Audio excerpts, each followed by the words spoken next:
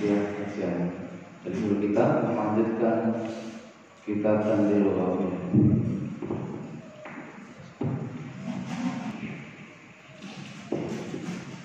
Assalamualaikum warahmatullahi wabarakatuh. Alhamdulillahilladzi hadana li hadza wa ma kunna linahtadiya laula an hadana Allah. Asyhadu an la ilaha illallah wahdahu la syarika lahu wa asyhadu anna sayyidana Muhammadan abduhu wa rasuluh.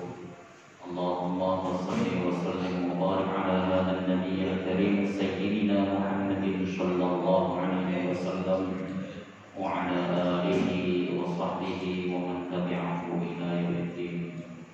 Amma ba'du, fa ya ibadallah ittaqullaha li anna Allah ta'ala yaqul fi kitabihil karim wa huwa asdaqul qailin. Ya ayyuhalladzina amanu taqullaha haqqa tuqatih wa la tamutunna illa wa antum muslimun. Fa inna ahsanal hadits kitabullah wa khairal hadi hadi Muhammadin wa syarrul umur muhdatsatuha wa kullu muhdatsatin bid'ah wa kullu bid'atin dhalalah wa kullu dhalalatin finnar.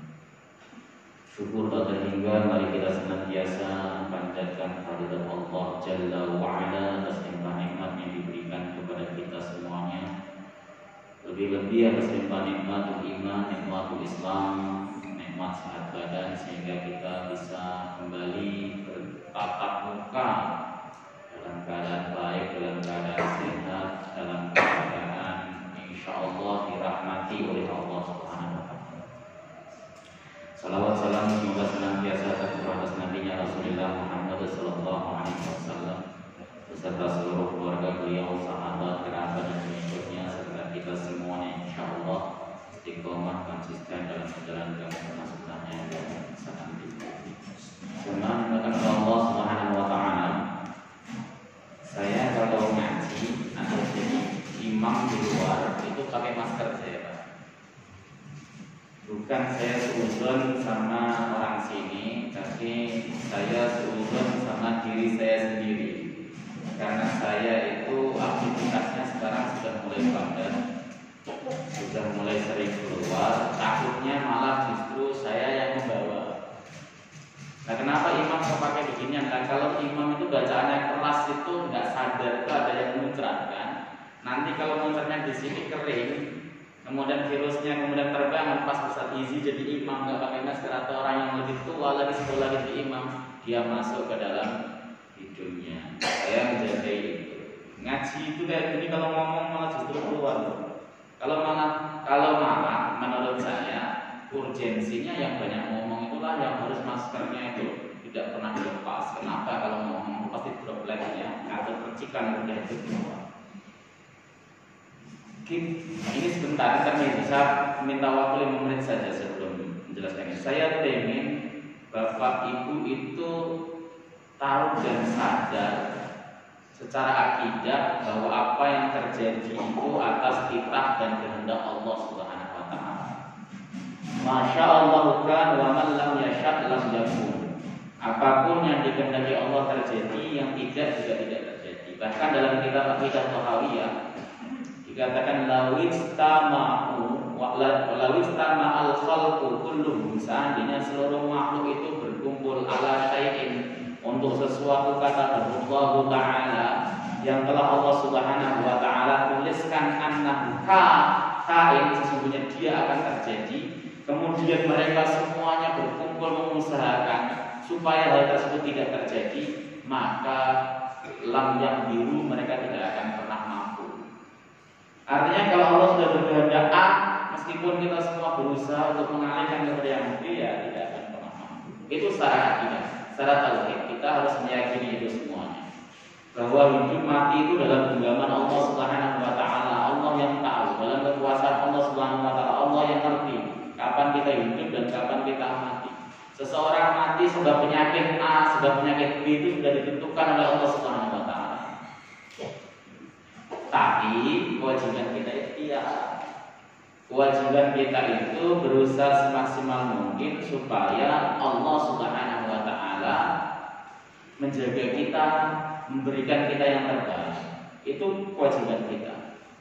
Makanya kalau kemudian kita datang ke masjid pakai masker, jaga jarak dan sebagainya itu bukan dalam rangka tidak terima sama takdirnya Allah, ketentuan Allah. Kita terima itu, kita yakini semuanya dari Allah Subhanahu wa taala.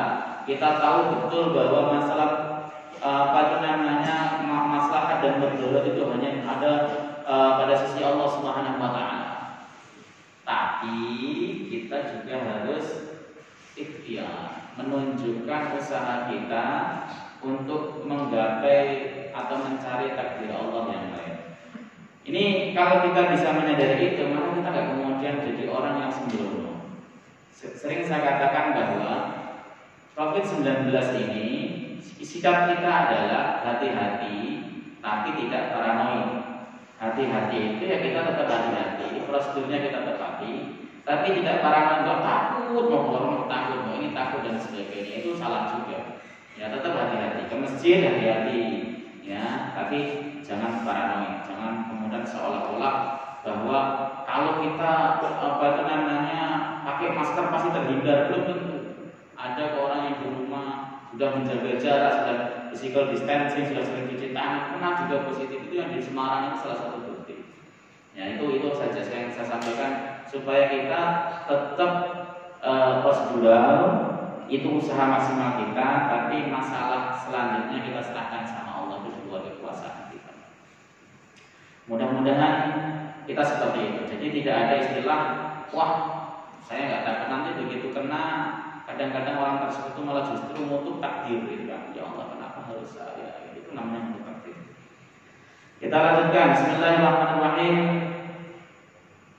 Rabbana la ilma lana illa ma 'allamtana innaka antal alimul hakim wa tub 'alaina innaka antat tawwabur rahim. Rabbana shrah lana sudurana wa yassir lana umurana wa hlul 'uqdatam min alsinatina yafqahu aqwalana. Amin ya rabbal alamin.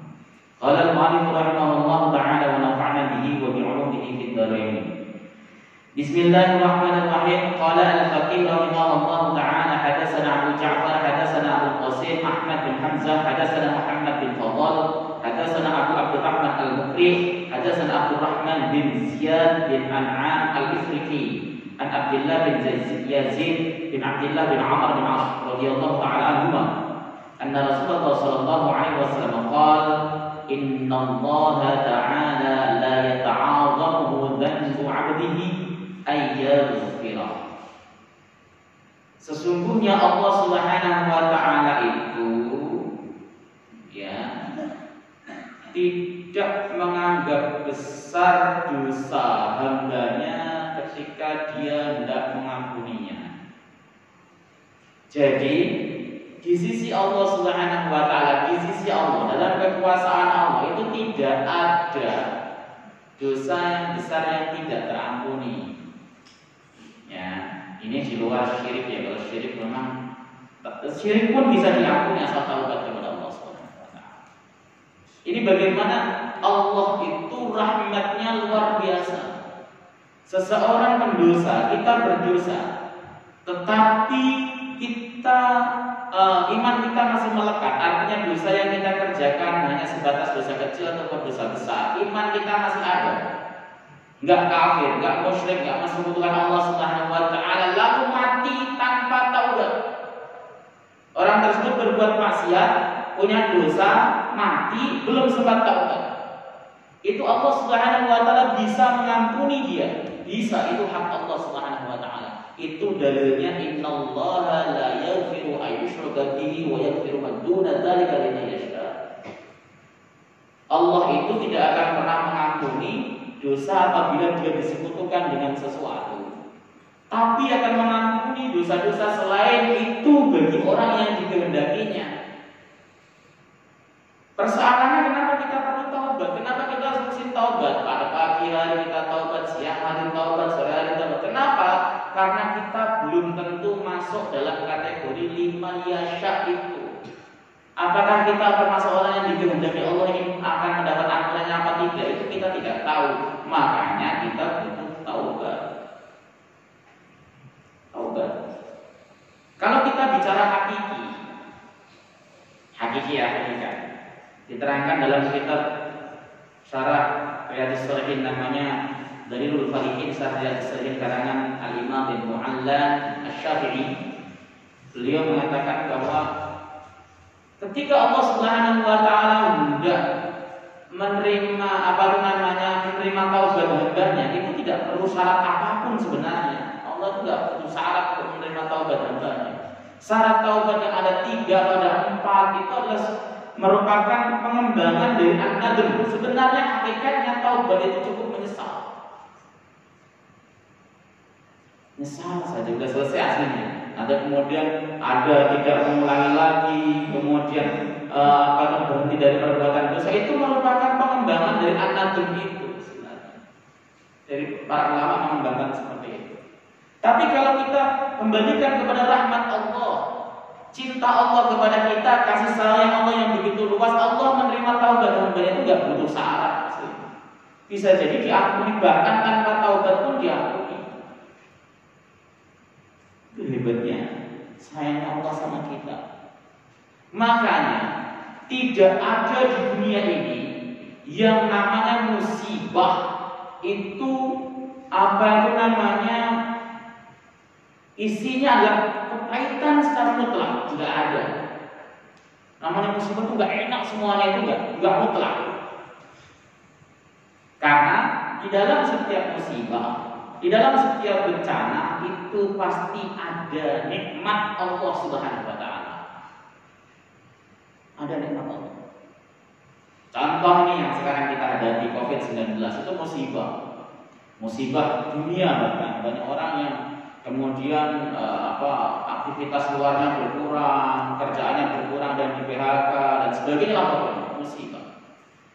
Hidup menderita, kayak gini kan menderita. Saya jadi imam ngapa-ngapan dengan cara, ya, karena begitu nafas keluar ditarik lagi sendiri kan, namanya karbon dioksida saya. Biasanya kan kalau nafas begini kan lega sekali. Kenapa? Karena kita hidup oksigen. Tapi begitu kita nafas begini sambil baca Quran begitu, itu yang kita hidup lagi itu karbon dioksida yang saya keluarkan tadi. Maka dada itu perasaannya sempit langsung. Itu musibah, nggak enak. Tapi ada kenikmatan. Apa kenikmatannya? Ketika ada COVID-19, kita bisa punya waktu banyak kumpul sama keluarga. Dulu itu waktu belum COVID itu anak saya pengen bareng saja, makan bareng itu ngerengek-ngerengek supaya ngaji supaya libur. Ya libur kayak ngaji mulu gitu kan, ngerengek-ngerengek pokoknya. Nah baru kemudian saya biasanya, maaf Pak, saya nggak bisa ngajar ngaji. Kenapa? Anak saya nggak juga ngizinin. Sudah gitu. Itu pun sebulan sekali belum tentu. Saking padatnya. Nah sekarang ini malah mau ngapain kayak bahkan mandi juga saya mandikan kalau perlu. Kenapa? Ini merupakan kenikmatan Allah Subhanahu wa taala. Ya. Terus apa lagi? Misalnya yang jualan masker laku kan, itu kenikmatan bagi dia. Jadi tidak ada musibah itu isinya ada musibah yang secara mutlak. Itu ada dalam kitab Minhajul Qasidin loh. Saya nggak ngarang. Bagaimana Allah sayang sama kita sampai di dalam musibah yang Dia turunkan itu dibarengi dengan kenikmatan yang lain. Dan ini harus kemudian kita husnudzon sama Allah. Ya Allah, luar biasa ternyata rencana Allah itu dahsyat. Itu kalau orang mukmin ya, beda dengan orang-orang yang imannya lemah. Makanya ada orang yang imannya lemah itu berkata begini, adanya COVID-19 itu menunjukkan bahwa Tuhan itu tidak ada. Jadi buktinya Mekah saja yang katanya rumah Tuhan di bedel, kata dia. Enggak bisa, kalau rumah Allah ada, Tuhan ada, pasti diusir-usir. Begitu. Ini dia ini orang yang soal imannya kan. Kenapa? Karena musibah itu, virus itu datang dari Allah Subhanahu wa taala. Ada nggak sesuatu di dunia ini yang dia bisa terjadi tanpa kehendak Allah? Ada tidak? Tidak ada, karena nggak ada yang bisa mengalahkan kehendak Allah Subhanahu wa taala. Itu harus kita yakini. Orang-orang yang beriman kan dia mengatakan gini, ya buktinya nih orang-orang Islam sudah pada doa, qunut nazilah, sudah ada istighosah, ini tetap gak dikabulkan sama Allah Subhanahu wa taala kan, enggak hilang-hilang terusnya. berarti Tuhan tidak ada, kalian nangis-nangis percuma. Gitu kalau imannya suam. Kalau kita sebagai orang mukmin beda sudut pandangnya. Adanya musibah COVID-19 ini menunjukkan bagaimana maha kuasanya Allah dan bagaimana lemahnya diri kita sebagai manusia. Apa yang sudah dikehendaki Allah Subhanahu wa taala itu pasti akan terjadi meskipun kita seluruh dunia berusaha sepakat merengek-rengek menolaknya, tidak peduli. Itu tanda bahwa Allah Subhanahu wa taala ketika berkehendak mutlak sifatnya. Begitu. Maka kita kemudian imannya tambah. Ya. Nah, kembali kepada materi hadis. Ketika Allah Subhanahu wa taala hendak mengampuni dosa seseorang, itu ya tidak memandang berapa besar dosanya. Diampuni saja. Wong kita hamba Allah Subhanahu wa taala. Ya. Mudah bagi Allah Subhanahu wa taala untuk memberikan dispensasi kepada kita semuanya. Dengan cara Allah Subhanahu wa taala yang itulah rahmatnya Allah. Makanya kalau antum membaca kitab Nasaihul Ibad itu pada lembaran-lembaran pertama yang ketika menjelaskan hadis irhamu man fil ardi yarhamkum man fis sama, ya, sayangilah makhluk Allah yang di bumi maka yang di langit akan menyayangi Anda, ya. Malaikat di langit akan menyayangi Anda. Itu kemudian beliau di dalam situ menafsir memberikan ibarat kisah tentang Imam Ghazali yang beliau bermimpi kiamat telah terjadi. Ya. Semua sudah dihisab dan Imam Ghazali dimasukkan surganya Allah Subhanahu wa taala. Lalu Imam Ghazali dipanggil, ditanya, "Hei Ghazali, kira-kira sebab apa kamu masuk surga?" "Ya sebab zuhudku, ya Rabbi. Sebab ibadahku, sebab puasaku, sebab salatku." "Tidak, bukan sebab itu." "Terus sebab apa?" "Sebab suatu hari ketika engkau sedang menulis kitab, tiba-tiba datang lalat yang kehausan, dia minum tinta kamu dan kamu tahan tanganmu untuk tidak mengganggunya sehingga dia kenyang lalu dia pergi. Itu yang menyebabkan kamu masuk surga. Allah ridho dengan itu, makanya kamu masuk surganya Allah Subhanahu wa taala." Artinya, perbuatan kecil sekalipun kalau itu bisa mendatangkan rahmat Allah, berpotensi membawa diri kita ke dalam surga. Yang paling ringan ngasih makan kucing kelaparan itu bisa jadi menghantarkan kita ke surga karena bisa mendatangkan rahmat Allah Subhanahu wa taala. Ini harus kemudian kita sadari betul. Dan itu bisa menghapuskan dosa. Makanya segala perbuatan kita, amaliyah kita itu bisa menghapuskan, bisa menghancurkan dosa-dosa yang telah kita lakukan. Innal hasanati yudhibnas sayyi'at. Sesungguhnya amal baik itu bisa meluluh lantahkan, bisa menghancurkan, bisa menghapuskan amaliyah buruk atau dosa-dosa. Perbanyak amaliyah. Ini cerita yang berikutnya adalah sebuah cerita yang kita semuanya sudah sering dengar, tapi tetap akan saya baca. Karena rajulun fi man kana qablakum qatala tis'atan wa tis'ina nafsan. Dulu ada seseorang pada kaum terdahulu itu membunuh 99 orang. Sum'ata rohiban, ini kaum terdahulu ya, kaum terdahulu. Kaum terdahulu berarti Israiliyat. Maka kalau kita memahami betul kisah-kisah Israiliyat itu tidak serta-merta semuanya ditolak, enggak. Tapi harus diuji validitasnya. Kalau memang valid itu dikisahkan Rasulullah Sallallahu Alaihi Wasallam, ya terima. Kalaupun nggak valid, kita suruh mauquf. Udah nggak ditolak, nggak diterima. Makanya Rasulullah mengatakan, wattakhidhu min bani Israil wala haraj. Ambillah dari bani Israel dan itu tidak dosa. Ini kan orang kan antipati sama Israiliyat. Tidak semuanya, tapi ada Israiliyat yang memang tidak sejalan dengan syariat kita. tidak diceritakan Rasulullah, kemudian datang dari mereka ahlul kitab, tujuannya untuk merusak Islam itu banyak. Nah itu yang kemudian kita harus waspada. Tapi kalau kisah Bani Israel yang dikemukakan oleh Rasulullah SAW, dia terima. Contohnya ini, ada kaum terdahulu, ya, dia telah membunuh 99 jiwa, suma'ata rohiban, kemudian datang kepada rahib, pendeta. Faqala lahu, kemudian dia bertanya kepada si rahib, inni qataltu tis'atan wa tis'ina nafsan, fahal tajidu li min taubatin. Aku telah membunuh 99 nyawa, menghilangkan 99 nyawa. Ya, apakah aku itu bisa taubat? Faqala la, kata si rahib, tidak bisa.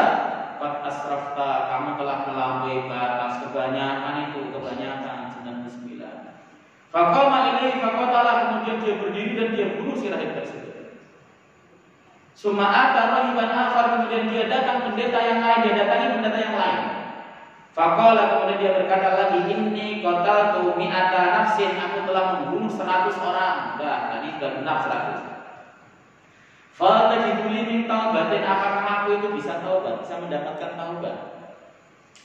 Qala, rahib berkata, qad asrafta, kamu melampaui batas. Wa ma'adri, dan aku tidak tahu apakah taubat kamu bisa taubat atau tidak. Walakin haruna qaryatan, tapi di sana itu ada 2 kampung, 2 desa. Kemudian ihdahuma yuqalu laha Busra, salah satu disebut dengan kampung Busra. Wal ukhra, dan yang lain yuqalu laha Kufra, disebut dengan kampung Kufra. Yang satu namanya Busra, yang satu Kufra. Fa'amma ahlul Busrati fahum qaumun ya'maluna bi'amali ahli jannah. Adapun penduduk Busra itu semuanya penduduknya itu mengerjakan amaliyah ahli surga, artinya ahli ibadah. Ya. La yalbatu fiha ghairuhum, enggak ada tempat bagi ahli ibadah di sana, enggak ada tempat. Enggak boleh, kalau enggak saleh enggak boleh masuk ke dalam kampung tersebut. Kalau enggak orang bertakwa kepada Allah Subhanahu wa taala, enggak boleh berada di kampung tersebut. Wa amma ahlul kufra, adapun ahlul kufra fa qaumun ya'maluna bi'amali ahli nar. Mereka adalah kaum yang mengerjakan perbuatan penduduk neraka atau amaliyah penduduk neraka. Minum khamr, berjudi, berzina dan sebagainya. La yalbatu fiha ghairuhum, yang tidak ada tempat selain mereka di dalam kampung tersebut. Artinya memang semuanya pelaku maksiat. Fa'in ataita busra fa'amilta bi'amalihim fala tasdun fi taubatik. Seandainya kamu datang ke Busra, kemudian kamu mengerjakan amaliyah mereka bersama mereka, maka kamu jangan ragu-ragu lagi tentang diterimanya taubat. Pasti taubatmu diterima. Fa'tala rajul, orang tersebut kemudian pergi yuri pengen ke kampung Busra. Falamma kana bainal qaryataini, tatkala dia berada di 2 kampung tengah-tengah, adrakahul maut, maka mati menjemputnya, artinya dia mati, belum sampai tujuan dia mati. Fahtasamat fihi malaikatul azab wa malaikatur rahmah, lalu terjadi ikhtisam, terjadi persengketaan, perselisihan antara malaikat azab dan malaikat rahmat. Terjadi, ini hak saya dong, ini hak saya. Kenapa? Karena malaikat azab merasa orang ini belum melakukan perbuatan baik sedikit pun. Dia sudah membunuh orang 100 orang, dia berbuat maksiat, dia belum berbuat baik, ya, maka dia harus ikut saya. Kata malaikat rahmat, oh tidak bisa, dia sudah punya tujuan baik, harus ikut saya. Akhirnya kemudian malaikat bertanya kepada Tuhannya, kepada Allah Subhanahu wa taala. Fasa'alatil malaikatu rabbaha, malaikat bertanya kepada Tuhannya anhu tentang perkara tersebut. Faqila lahum, lalu dikatakan kepada mereka, qisu ma bainal qaryatain, ukur di antara 2 kampung tersebut. Ya, fa ila ayyatuhuma kana aqraba fa huwa min ahliha. Kalau di mana dia lebih dekat kepada salah satu di antara kampung, maka dia termasuk penduduk kampung tersebut. Faqasu baina qaryataini, maka mereka mengukur di antara 2 kampung tersebut, fawajaduhu aqraba ila Busra, kemudian mereka menemukan bahwa orang tersebut dekat kepada Busra bi qadri Amilatin dengan kira-kira beberapa jari saja, beberapa jari. Ya, misalnya segini, kurang segini, kurang 4 jari. Ya. Fakutiba min ahliha, lalu dicatat termasuk sebagai ahli khusyuk. Ini yang harus kita petik pelajaran bahwa sayang Allah itu mengalahkan murkanya. Makanya di Arsy itu tertulis inna rahmati sabaqat ghadabi. Sesungguhnya kasih sayangku, rahmatku itu mengalahkan murkaku. Ini harus kita pegang loh Pak. Kalau kita pegang ini, meskipun kita itu banyak dosa, tetap kita akan optimis untuk mendapatkan surganya Allah Subhanahu wa taala. Tetap kita optimis untuk meminta kepada Allah Subhanahu wa taala diberikan kenikmatan kubur, diampuni dosa dan sebagainya. Maka di dalam kitab hikam itu di bab awal itu kan ada min alamati i'timadi 'alal 'amali ya nuqsan rajai indal zalal. Tanda bahwa seseorang itu berpegang teguh atau ngandelin amaliyahnya, ngandelin sholatnya, ngandelin puasanya, ngandelin ibadahnya, yaitu dia kurang pengharapannya kepada Allah tatkala dia terpeleset dalam dosa. Ini tandanya. Sebelum bapak-bapak, ibu-ibu ini terpeleset dalam dosa misalnya, itu rojaknya sama Allah luar biasa. Ya Allah, saya ingin Engkau masukkan ke dalam surgamu ya Allah, surga Firdaus, ya. Apa itu namanya, bertetangga dengan Rasulullah SAW, berikan hamba kemuliaan ini itu dan sebagainya di surga. Misalnya sebelum terpeleset dosa. Begitu terpeleset di dosa, mintanya sudah bukan itu lagi. Namanya nuqsan rojaknya berkurang. Itu berarti selama ini bapak hanya mengandalkan amalnya. Yang benar itu rojaknya kepada Allah tetap, karena amal kita beramal, kita melakukan ibadah itu tunduk sama perintah Allah Subhanahu wa taala. Sementara rojak itu mengharapkan kasih sayang Allah yang tidak ada batasnya. Terpeleset dalam dosa, ya kita taubat, kita minta ampun. Tapi rojak dan pengharapan kita kepada Allah itu nggak kurang, karena Allah itu bisa jadi menjadikan maksiat yang kita kerjakan tadi adalah merupakan cara Allah untuk mengangkat derajat kita yang lebih tinggi lagi. Ini bapak-bapak harus sadari betul. Makanya jangan kemudian, wah kalau saya sudah sholat rajin, bayar zakat, sering ke masjid, sering ngaji, kelihatannya masuk surga pasti nih kelihatannya. Belum tentu. Kalau kemudian mendapati saudara kita yang ke masjid, kita lihat jarang-jarang. Ada tarikan iuran, nggak pernah ngasih. Oh, orang pelit begitu mah keraknya nggak bisa. Salah satu i'tiqad Ahlussunnah wal Jamaah yang antum nanti bisa dalam baca dalam kitab Risalah Al-Istiqar karangan Al-Imam Abu Hasan Al-Asy'ari. Beliau mengatakan bahwa kita tidak boleh menetapkan seseorang pasti seorang muslim ya. Kita tidak boleh menetapkan seseorang muslim pasti masuk neraka atau pasti masuk surga. Gak bisa.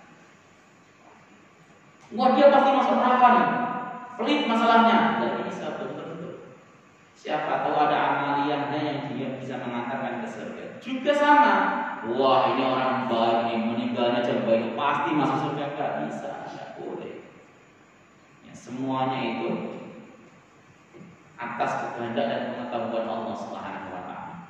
Ya, jadi kita harus menyadari hadis ini itu memberikan pelajaran kepada kita bahwa rahmat Allah itu luas sekali. Maka berharaplah rahmat. Orang yang belum berbuat amaliyah apapun saja, seperti orang ini yang dosanya bertumpuk-tumpuk, itu diampuni dosanya oleh Allah ketika dia berazam, bercita-cita melaksanakan kebaikan.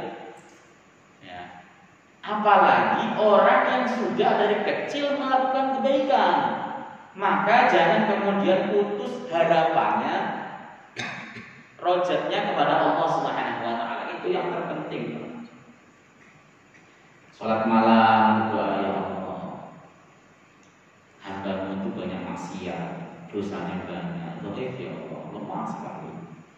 Yang pertama, ampuni dosa hamba-Mu ini. Yang kedua, masukkanlah hamba ke dalam surga nanti bersama Rasulullah Sallallahu Alaihi Wasallam. Wow, belum minta tangga sama Nabi, amalnya aja. Ya, kita rojak. Penting rojak ini. Kalau kita rojak itu, rojak pengharapan itu muncul karena husnudzon kepada Allah Subhanahu wa taala. Kita baik sangka sama Allah. Tapi jangan kemudian rojaknya tinggi, gak ada khaufnya, salah juga. Ahlus sunnah wal jamaah itu antara rojak dan khauf itu seimbang. Takut sama murka Allah, takut sama siksa Allah, takut sama neraka Allah, seimbang dengan rojak dia kepada surga, rojak dia kepada ampunan Allah. Kalau terlalu khauf, dia jadi khawarij nanti. Kalau terlalu rojak, maka dia akan jadi murji'ah. Maka kita harus seimbang. Yang selanjutnya,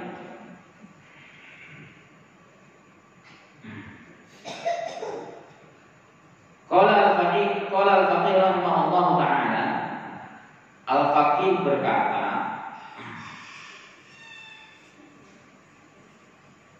Hadatsana Muhammad bin Fadl, hadatsana Muhammad bin Haisumah, hadatsana Muhammad bin Al-Azhar, Ayya'la an Ubayd an Ismail bin Khalid an Umar an Ma'mar bin Abdul Rahman an Abdullah bin Mas'ud radhiyallahu ta'ala anhu. Qala, beliau berkata, salasatun aqsamtu alaihinna wa rabi'atu law aqsamtu alaiha la sadaqtu. Kata Ibnu Mas'ud, sahabat Abdullah bin Mas'ud ini seorang sahabat yang fisiknya enggak besar seperti seorang orang Arab, kecil, betisnya kecil, sampai beliau itu pernah dijadikan bahan ledekan karena betisnya kecil sekali. Orang-orang pada meledek, ya orang betisnya kecil tidak normal gitu kan. Rasulullah mendengar itu marah. Beliau mengatakan, asal kalian tahu semuanya, betisnya Abdullah bin Mas'ud ini nanti di hari kiamat ketika ditimbang lebih berat dibanding dengan gunung Uhud.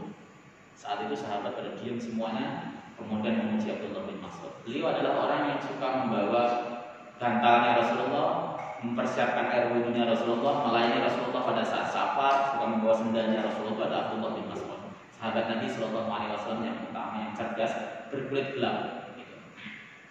Dia berkata, ada 3 hal yang aku bersumpah atas namanya, atasnya. Kemudian yang keempat, seandainya aku bersumpah atasnya, maka aku pasti akan membenarkannya atau membenarkan. Al-ula, yang pertama, la yatawallallahu ahadan fid dunya fayuwallihi ghairuhu yaumil qiyamah. Tidaklah Allah Subhanahu wa taala, Allah Subhanahu wa taala tidak menyayangi seseorang di dunia, ya, nanti lalu ada orang selain Allah, ada selain Allah yang menyayanginya dari kiamat. Ketika seseorang di dunia tidak disayangi Allah, di hari kiamat itu tidak ada yang bakal menyayangi dia. Ini dicatat. Ketika di dunia kita tidak disayangi Allah, diputus di rahmatnya Allah Subhanahu wa taala, maka jangan pernah harap di akhirat ada yang memberikan pertolongan selain Allah, ada yang memberikan kasih sayang selain Allah Subhanahu wa taala. Enggak ada.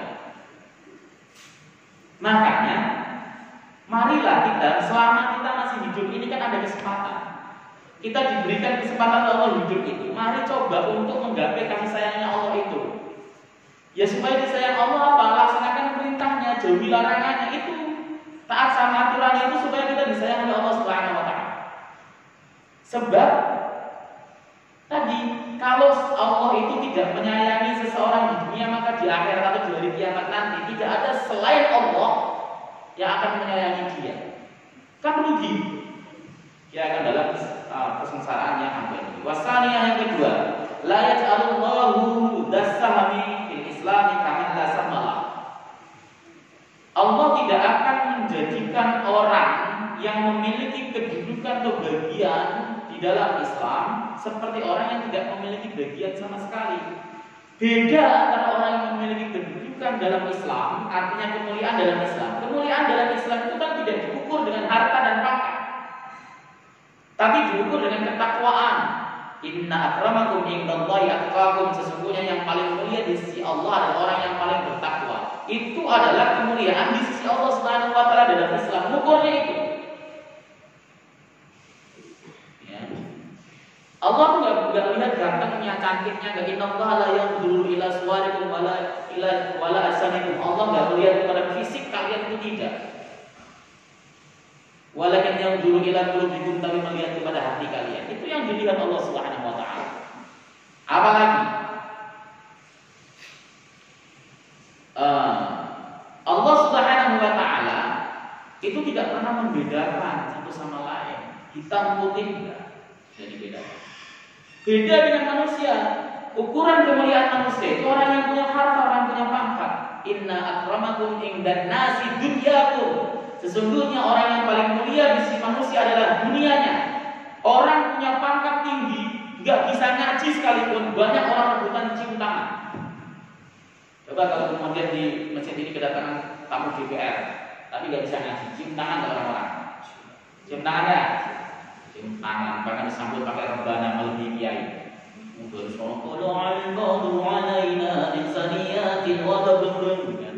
Orang sampai nggak pada kerja salaman berebut cium tangan kayak ada berkahnya, nggak ada berkahnya.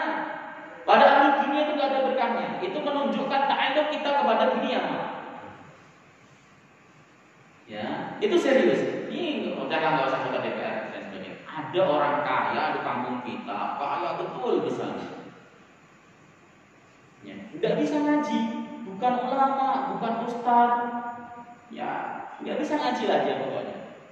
Oh, coba setiap Ramadan rumahnya selalu ramai, dicium tangannya, oh satu mau ngantri begitu. Kemudian kalau ketemu masih nunduk-nunduk dan sebagainya, itu manusia. Sementara sama kiainya sendiri yang ngajarin ngaji, yang ngajarin sholat, yang meluruskan agamanya, biasa-biasa aja. Itu kelirunya karena tadi inna akramakum indan nasi dunyakum, orang yang paling mulia di sisi manusia ya dunianya. Makanya kalau mau jadi ustadz, ya supaya orang-orang itu bisa mau sama kita, ya harus jadi kaya dulu. Nah itu susahnya. Susahnya jadi guru ngaji itu seperti itu. Nggak kaya ngomong dicuekin, ya kadang-kadang orang-orang kaya, orang-orang yang punya harta, punya pangkat, kemudian jadi orang kaya tanpa dengan ilmu juga sering meremehkan ilmu sih. Contoh nih, saya pernah dapat cerita seseorang. Ada seorang yang memiliki masjid besar. Ya. Kemudian dia bangun masjid, dipanggillah orang-orang, ada habib, ada kiai dan sebagainya ceramah di masjidnya. Begitu selesai dia datang bawa duit dikasih kantong terus dibagikan. Ini buat lo, tok dibagi di depannya begitu. Itu kan ngeremehin ilmunya, kan ngeremehin ustadznya, bukan kiainya, tapi ngeremehin ilmunya gitu. Dan yang kayak gitu itu dianggap wajar jika yang memberikannya orang kaya. Oh suka-suka gua mau kaya, kan ini mesin-mesin gua misalnya gitu kan. Nah ini yang harus kemudian kita sadarkan kepada umat, bahwa yang paling mulia di sisi Allah itu bukan orang yang punya jabatan, bukan orang kaya, bukan presiden, bukan DPR, bukan menteri, dan tetapi apapun siapapun mereka, kalau bertakwa maka dia adalah orang yang mulia di sisi Allah Subhanahu wa taala. Ya, ini ukurannya. Maka ini beda nanti dalam Islam. Orang yang memiliki kedudukan dalam Islam beda dengan orang yang tidak memiliki kedudukan sama sekali.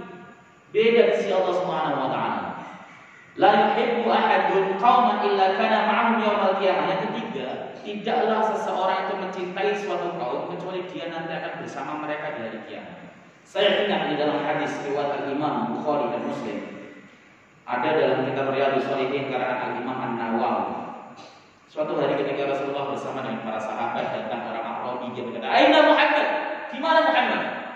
Orang Arabi itu orang kampung yang masih lugu, masih murni, belum punya etika sopan santun sebagaimana orang kota. Kampung Arab ya, ini di sono, bukan di sini. Kalau di sini orang kampung malah sopan-sopan, ya orang sono. Aina Muhammad? Di mana Muhammad? Sahabat mendatangi, yang kamu seru itu Rasulullah. La tarfa'u aswatakum fawqa sawtin nabi. jangan kamu angkat suaramu melebihi suara Nabi. Kata Rasulullah, biarkan masuk. Rasulullah tahu itu orang-orang masuk. Kenapa? Ada apa orang-orang? Dia ngomong, saya itu bukan orang saleh. Saya itu cinta kepada kalian semuanya, tapi amalia saya nggak mungkin sama dengan kalian. Rasulullah mengatakan al-mar'u ma'aman mahabbah. Seseorang nanti akan bersama dengan orang-orang yang dicintainya dari dia. Dan dia bertanya tadi, saya itu suka sama orang-orang saleh, suka sama kalian, tapi saya tidak bisa mengimbangi kesalihan amalia atau ibadah kalian semuanya. Terus bersama siapa saya nanti di surga? Dia Rasulullah mengatakan seseorang nanti akan bersama dengan orang yang dicintainya dari dia. Kita bukan ulama. Kita itu bukan ulama. Tapi kalau kita cinta sama ulama, maka kita nanti di akhirat, di hari kiamat akan dibangkitkan, digiring, dikumpulkan bersama dengan mereka. Itu urgensinya cinta. Lah, gimana kemudian nasib orang-orang seperti kita, saya dan antum semuanya ini? Ulama bukan, bencinya sama ulama luar biasa. Udah ulama bukan, cucu ulama bukan, anak ulama bukan. Tapi sama ulama bencinya luar biasa. Makanya Imam Nawawi mengatakan innal ulama masmumah. Daging ulama itu beracun. Dagingnya beracun. Gak usah kalau kita nggak setuju dengan pemikiran ulama sementara kita bukan ulama yang biasa. Kecuali yang menjelaskan penyimpangannya tersebut adalah ulama yang lain. Sama-sama levelnya, aku ulama bukan kok. Ya, seperti itu. Kalau ada seorang ulama menyimpang, ulama lain harus kemudian meluruskannya. Itu tugas ulama lain karena mereka yang tahu. Kita kan nggak tahu. Kita itu hanya sekedar nukil, soal nukil sini mana yang kemudian kita anggap benar, lurus itu yang kemudian kita ambil. Nakil itu begitu. Makanya saran saya ikuti jalan yang ditempuh banyak orang. Itu guru saya dulu berpesan gitu, ikuti jalan yang ditempuh banyak orang. Kalau kita naik gunung, kita akan memilih jalan yang baru atau jalan yang sudah ditempuh banyak orang. Banyak orang kan? Kalau nyari jalan baru gimana? Potensi tersesat sama.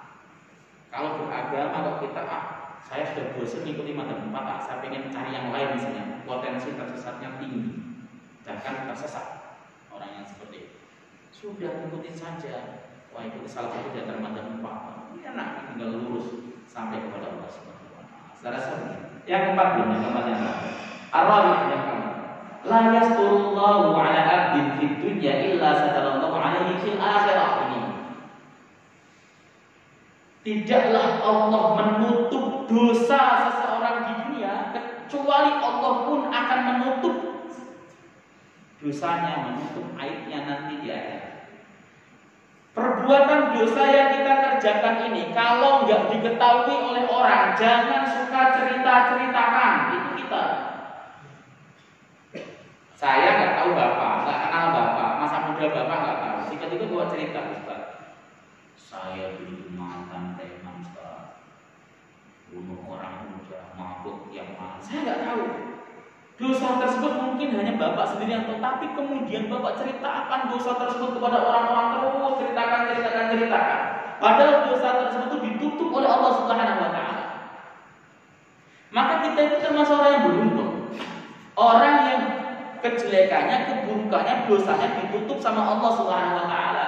Jangan cerita-ceritakan, sebab ketika Allah Subhanahu wa taala menutup dosa seseorang di dunia, maka nanti di akhirat dia akan menutup dosa tersebut juga. Menutup itu artinya diampuni oleh Allah Subhanahu wa taala. Kecuali kalau bertakwa ya, kalau bertakwa misalnya dia merasa galau dengan sesuatu akhlaknya dan sebagainya, maka dia kemudian cari fatwa kepada ulama, itu tidak masalah. Tapi jangan kemudian biarkan saya itu suka begitu, ya. Kalaupun dia mau menceritakan iktibar, jangan sebut namanya, jangan sebut saya dulu, gitu ya. Saya rasa begitu. Ada muskilah dari pertanyaan. Silakan. Ya, silakan dulu Pak. Assalamualaikum warahmatullahi Waalaikumsalam wabarakatuh. warahmatullahi wabarakatuh. Saya mau tanya juga Ustaz. Monggo, Pak. Sesuai yang tadi Ustaz jelaskan, orang akan bersama dengan orang dicintainya di akhirat. Pertama, ini mohon maaf ya, ini berlaku untuk kemarin waktu pemilu 0102 tidak Ustaz. Yang pertama ini para yang kedua. Yang kedua, amalan apa yang harus kita lakukan biar nanti Allah tidak menunjukkan dosa kita waktu pada masa depan orang dunia, depan makhluk-makhluk yang lain. Itu aja Ustaz. Terima kasih. Assalamualaikum. Waalaikumsalam. Hadis tadi berlaku umum, tidak dibatasi pada kasuitas. Satu kasus lain tidak, tapi berlaku umum. Artinya ketika kita menta'alluqkan kecintaan kita kepada suatu kaum, maka dia nanti akan bersama kaum tersebut di hari kiamat. Nah, persoalannya adalah, saya kadang-kadang kalau ditarik sedikit politik agak sedikit nyeri-nyeri sedap gitu. Persoalannya adalah, apakah kita bisa menggaransikan bahwa kelompok 1 dan kelompok 2 itu pasti masuk surga? Begitu. Apakah pasti lurusnya? Karena dua-duanya mengklaim lurus, mengklaim benar. Wah, juga ulama Ustaz, sama-sama juga ulama. Maka kemarin sikap saya netral bahwa semuanya insya Allah akan bersama-sama di surga. Nanti malah justru yang terlalu streng itu malu di akhirat nanti di surga nanti. Lu masuk surga juga? Ya, iya sama katanya kan. Makanya dalam konteks ini biasa saja. Karena itu hanya sekedar pesta demokrasi yang ada di Indonesia. Itu saja kalau saran saya. Tapi hadis tadi bisa berlaku kalau kecintaannya memang betul-betul cinta terhadap suatu kelompok tersebut. Ya Pak ya. Lu tahu saya cinta sama A, tiba-tiba saya nanti berubah cinta sama kaum B dan sebagainya. Bagaimana? Kecenderungan yang terakhir itulah nanti yang akan dinilai oleh Allah Subhanahu wa taala. Bisa jadi misalnya contoh seandainya ada dia cinta sama golongan 01 misalnya. Suatu saat ini gini misalnya seandainya di hadapan Allah seandainya salah atau 02 seandainya itu salah kecintaan. Tiba-tiba besok ada terjadi lagi dan ternyata kecenderungannya berubah kepada yang lebih baik misalnya. Bagaimana yang dinilai oleh Allah? Kecenderungan yang terakhir inilah yang dinilai oleh Allah Subhanahu wa taala. Selagi saudara kita masih hidup, kita tidak bisa hubungi dia ke akhirat. Oh, pasti lo nanti orang munafik masuk neraka. Belum tentu, sebab dia masih hidup. Ya Pak, kita tidak boleh la nukaffiru ahadan min ahlil qiblah. Tidak boleh mengkafirkan satu orang. Yang kedua, bagaimana cara supaya kita nanti di hari kiamat itu ditutupi ya kesalahan kita oleh Allah Subhanahu wa taala, tidak diumbar di hadapan makhluknya Allah.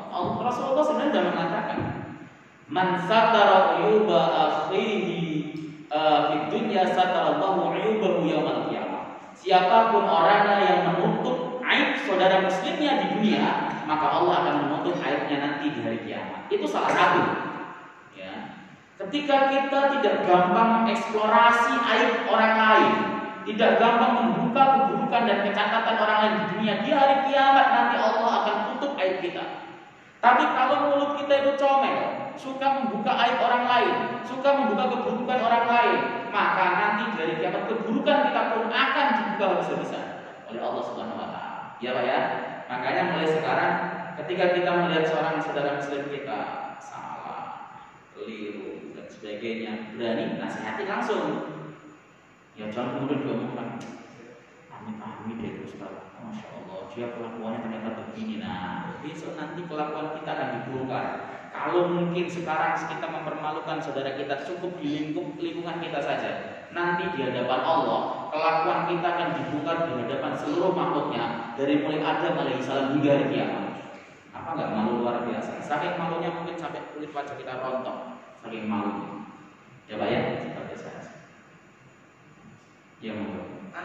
Melanjutkan mohon maaf bukan ini nanti. Kalau yang pertanyaan nomor 1 terus fungsinya ijma ulama gimana untuk saya rakyat dan nggak ngerti apa? Harus dibedakan antara ijtima dengan ijma. Ijtima itu kumpul, ini namanya ijtima. ijtima. Kalau ijma itu konsensus seluruh ulama. Kalau nggak ada yang khilaf sama sekali, berarti itu ijma. Persoalannya, ini kembali masalah politik ya. Saya sebenarnya nggak suka bahas ini. Persoalannya, apakah calon kemarin itu salah satu tunggal calon misalnya didukung full seluruh ulama, ataukah ada ulama lain yang enggak? Kalau ada ulama lain tidak terjadi ijma, ya namanya ijtima. Jadi beda antara ijtima dengan ijma. Kalau terjadi ijma, siapapun yang mengingkari kafir masalahnya. Sholat 5 waktu itu ijma. Kalau sholat itu cuma 5 waktu, nggak boleh tambah dan kurang. Ijma. Yang mengingkari kafir. Islam yang mau 5 menit bidarurat itu juga ijma. Tidak ada satupun ulama yang menentang. Haramnya laki-laki pakai cincin emas itu ijma. Yang menentang kafir. Jadi menentang konsensus itu berat, menentang ijma itu berat. Beda dengan ijtima. Ijtima, mujtama itu masyarakat. Ketika kita kumpul dalam komunitas, dalam masyarakat namanya mujtama, al-mujtama. Ya. Nah, atau ijtima. Seperti ini ijtima. Nah, kumpulan 1, 2, 3, 4, 5 ulama itu disebut dengan ijtima. Enggak salah istilahnya, cuma orang awam saja yang kemudian mengaku itu ijtima. Orang awam kan biasa mendengar kata ijma, pokoknya sama-sama udah sama gitu kan, padahal tidak. Konsekuensi hukumnya beda jauh. Ya Pak ya? Ada lagi Pak? Saya pernah dengar ya, ada kata-kata kalau kita dosa dengan kedua orang tua, terutama ibu ya, kita itu dibilang percuma sholat, percuma haji gitu. Tapi kalau tadi Ustaz bilang itu dosa sebesar apapun juga diampuni. Ya, dosa dengan orang tua itu masuk dalam hakul adami. Imam Ghazali dalam kitab Minhajul Abidin membagi dosa. Itu ada dosa yang kaitannya dengan Allah. Itu gampang taubatnya. Allah Maha Penyayang kok. Tinggal taubat dengan istighfar selesai, Allah pasti ampun. Allah Maha Penyayang. Kemudian dosa lain yang lebih berat adalah dosa hakul adami. Dosa yang kaitannya dengan manusia termasuk dengan orang tua. Itu harus minta ridhonya, minta maaf. Ya, seperti itu. Itu berat. Karena kalau kemudian tidak mampu minta maaf, ya dia tetap harus taubat sungguh-sungguh kepada Allah, kemudian mendoakan orang yang bersangkutan supaya orang yang bersangkutan diampuni oleh Allah Subhanahu wa taala juga. Kemudian yang ketiga ini yang paling berat kata Imam Ghazali, yaitu dosa mengkafirkan, membid'ahkan, menyesatkan orang lain. Itu dosanya paling berat kata Imam Ghazali. Ya, sebab dia harus membuat pengakuan di depan orang yang bersangkutan. Saudara, maaf saya dulu telah melakukan pembid'ahan kepada antum, menyesatkan antum dan sebagainya, menganggap antum masuk neraka. Itu kata Imam Ghazali paling berat. Ya, oleh sebab itu biarkan itulah kerjaan ulama. Ulama yang tahu kapasitas ini bid'ah, ini sesat dan sebagainya. Awam itu ikut saja apa yang dikatakan ulama, selesai. Nah, kalau seandainya ada orang yang dosa sama orang tua mati belum sempat taubat, apakah dia masuk neraka selama-lamanya? Tidak. Karena dia tidak termasuk musyrik. Ya. Jadi tidak ada kata percuma, sholat tidak percuma, haji tidak. Sholat tidak ada percumanya, haji tidak ada percumanya, zakat tidak ada percumanya. Ya ada manfaatnya semuanya. Hanya saja orang tersebut akan disiksa oleh Allah Subhanahu wa taala sebab dosa durhaka sama orang tua. Dan itu lama. Gitu Pak ya. Gitu saya rasa. Yang punya durhaka sama orang tua, misalnya sudah meninggal, ya, minta ampun sama Allah, ya kemudian mendoakan yang baik, mudah-mudahan Allah Subhanahu wa taala mengampuni orang tua kita dan sebagainya. Seperti itu cara. Enggak kemudian datangin kuburnya sampai nangis-nangis, turun-turun di situ kan nampol-nampol TV enggak perlu. Saya rasa begitu sudah cukup, sudah lewat waktunya. Mudah-mudahan manfaat dan manfaat untuk kita majelis. Subhanallah wa bihamdika asyhadu an la ilaha illa anta astaghfiruka wa atubu ilaik. Assalamualaikum.